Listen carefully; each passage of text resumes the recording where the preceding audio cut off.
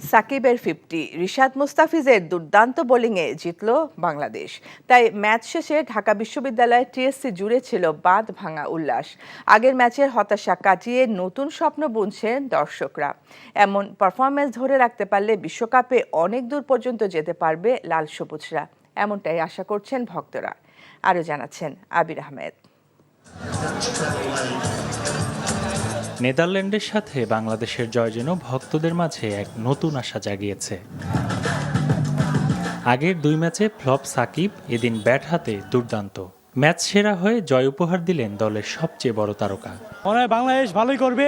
আজকে যে ম্যাচটা জিতছে এ থেকে আত্মবিশ্বাস নিয়ে পরবর্তী ম্যাচগুলো আমরা ধাপে ধাপে যেতে পারবো ইনশাআল্লাহ।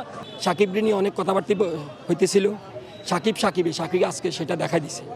64 রানের ইনিংসটাই আজকে ম্যাচ ইনিংস। আগের ম্যাচের ভুলগুলো নিয়ে ক্ষোভ রয়েছে দর্শকদের মাঝে, তবে ধারাবাহিকভাবে খেললে চলমান বিশ্বকাপ আসরে ভালো কিছু সম্ভব বলে আশা তাদের।